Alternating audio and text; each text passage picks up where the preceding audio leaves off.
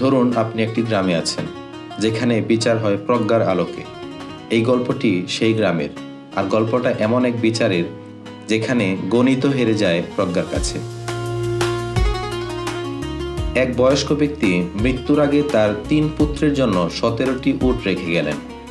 Will করে তিনি নির্দেশ দিলেন, সবচেয়ে বড় ছেলে পাবে মোট উটের অর্ধেক, মেঝো ছেলে পাবে মোট উটের 1/3, ছোট ছেলে পাবে মোট উটের 1/9। সমস্যা হলো 17কে 2, 3 বা 9 দিয়ে সরাসরি ভাগ করা যায় না, কারণ এতে উটকে কেটে ফেলার প্রয়োজন হয়, যা অসম্ভব।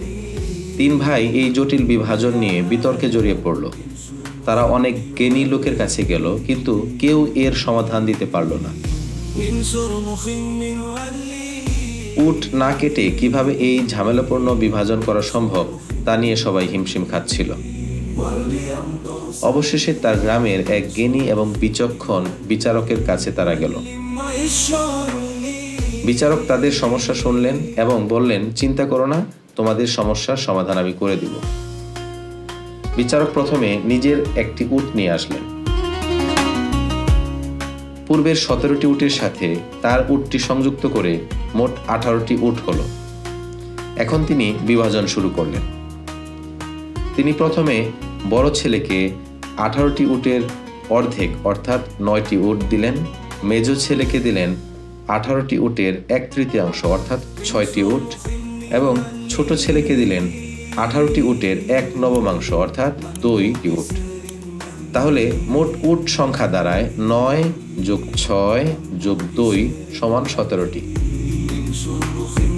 3 ভাই তাদের নিজ নিজ অংশের উট পেয়ে খুশি হলো। ভাগ করার পর দেখা গেল একটি উট অবশিষ্ট রয়েছে।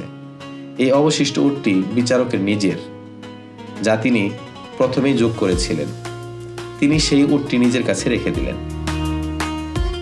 3 ভাই অবাক হলো এবং বিচারকের প্রজ্ঞার প্রশংসা করলো। তারা বুঝতে পারল বিচারক কিভাবে একটা অতিরিক্ত উট যোগ করে এমন একটি জটিল বিভাজন সম্ভব করলেন, যা মূল শর্তগুলো পূরণ করে, কোনো উটকে আঘাত করতে হয় না। এই বিচারটি দেখায় যে কখনো কখনো একটি সমস্যার সমাধান বের করতে হলে বাইরে থেকে নতুন দৃষ্টিকোণ বা সামান্য সংযোজনের প্রয়োজন হতে পারে, যা পুরো পরিস্থিতিকে সহজ করে তুলবে। এই গল্পটি গণিত এবং যুক্তির সীমাবদ্ধতাকে ছাড়িয়ে প্রজ্ঞা এবং সৃজনশীলতার জয়কে তুলে ধরে। গল্পটি কেমন লাগলো?